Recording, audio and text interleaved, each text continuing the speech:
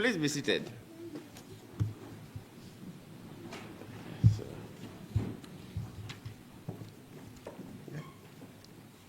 Because we've spent quite some time here, so I wouldn't want to bore you with a lengthy protocol. And so I have to adopt the protocol of the founder. He said that it's not good at protocol, but you did a perfect job because you recognize everybody. Let us join you to also appreciate the governors that are here being represented by very distinguished Nigerians. Thank you so much. And of course, our distinguished senator from Kenya, and other senators are here, Binta and others are here with us. Thank you for being here. And our powerful woman leader in PDP and former Minister of Women Affairs, and one of the mother of the day. Thank you so much. And Pauline Tallinn, yes, I saw, yeah, two powerful women there. We are former ministers, and Pauline was a former Minister of Science for the protocol, because we really want to listen to the conversation by those who will really lead the show today. So I thank ASKE Satumaru Foundation, the organizers of this colloquium, for inviting me and inviting all of us to come and have a conversation on this very, very topical issue. I'm quite impressed with the topic that focuses on promoting social change and empowerment through diversity, equity, and inclusion, the traditional DEI issue. Just like the founder said, when I look at the array of speakers, the keynote speakers and so on, I'm quite pleased that the conversation today will be good, especially relating to what is currently happening in the country regarding River State. As we gather here today, we are reminded that the pursuit of social change is a continuous journey, one that requires a collective effort, commitment, and perseverance. The theme of this colloquium is timely and relevant as we seek to address the present issue of our time, from inequality and bigotry to social injustice and marginalization. I believe that it is mark of good leadership and governance to be able to leverage the transformative power of diversity, equity, and inclusion for social change.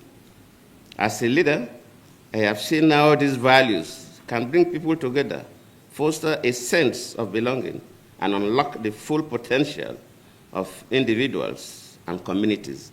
And that is why till today, I think I appointed more women into office than any other president.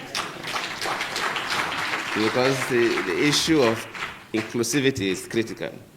However, I have also seen how the absence of these values can lead to division, inequality, and social unrest. It is therefore a responsibility as leaders and change makers to promote a culture of diversity and inclusion, one that values and respects the dignity and worth of every human being and protects the interests of all of us. We must not forget that societies that embrace diversity, equity, and inclusion are more innovative, resilient, and harmonious. I know this because I saw how policies that promoted gender equality, youth empowerment, and regional balance during my time as president helped bridge divides and foster national unity. I am glad that the ASKE Satumaru Foundation is committed to this noble cause, and I commend the foundation's effort towards promoting social change and empowerment through its various initiatives. Today's colloquium is a testament to this commitment, and I'm confident that our discussions and deliberations will yield valuable insights and recommendations in this regard. And I did mention that what is happening in the country, everybody talks about River State on television, and some of these are the issues we discuss. We're talking about building a society where no one is oppressed, as reflected in the top paragraph of our national anthem. As a former president and also from the Niger Delta, when the issue of suspending the governor came up, I think people call on me, oh, President Jonathan, oh, President Obasanjo, you should say something. People expected us to say something about what is happening.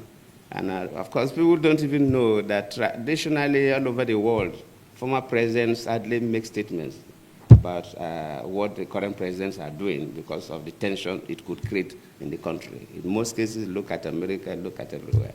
So hardly for former presidents to make, sometimes you see and you look. And of course, what is happening in Nigeria today regarding the situation in River State is like an Indian proverb that said that if somebody is sleeping, really sleeping, you can easily wake up that person. But if the person is pretending to sleep, you find it difficult to wake up that person.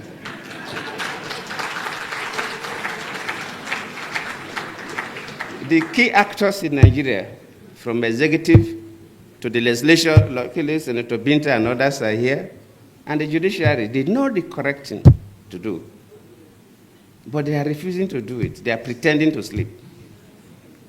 And waking such a person is extremely difficult because the person knows the right thing.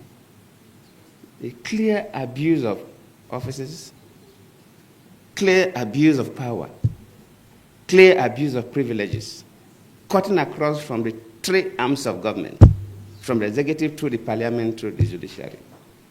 And I always plead with our people that whatever we do affects everybody. And sometimes we do things and we think that it doesn't affect us. I've been a president before, and even after leaving office as a former president, people get to me. Why is that our passport is not valued that much? Why is that Nigerians are not given the kind of treatment we're supposed to receive at the international airports? Sometimes we think it's because of Yahoo boys or 419ers. No, not only them. Yes, they are part of the problem. But whatever happens in the country, decisions that are taken by the executive arm of government, decisions that are taken by the parliament, judicial decisions affect everybody. For example, no businessman can bring his money to invest in a country where the judiciary is compromised, where a government functionary can dictate to judges what judgment they will give. No man brings his money to invest in that economy because we are taking a big risk. So whatever we do affects everybody. And if we must build a nation for our children and our grandchildren, no matter how painful it is, we must strive to do what is right. It may cost us, but we must endeavor and pay the price to insist on doing what is right. Whether you're holding an executive office as a president, a minister, or a governor, or a special advisor, or executive, whether you're holding an office in the parliament, senate, or rep, whether you're a judicial officer at the high courts or appellate courts, we must strive to do what is right. If we want to build a nation that our children will be proud of. As we engage in these discussions, let us remember that promoting social change is not a one-time event, but a continuous process. It requires a sustained commitment, collective action, and unwavering dedication to the values that promote good governance. Let us also recognize that social change is a shared responsibility, one that requires the active participation and engagement of all stakeholders, including civil society, the private sector, and governments. In conclusion, I want to again express my gratitude to the Haskell Satumari Foundation for convening this colloquium, and I appreciate all of you, especially a sister who came all the way from Kenya, as she has been introduced. If you are ticking the boxes for people that are supposed to be here, she filled all the gaps. Thank you for coming. And thank you from what you told me yesterday, said that Nigeria is the first West African country you have visited. So you are welcome. And I hope you will enjoy Abuja and we listen to you, and we listen to all others. So I thank you very much.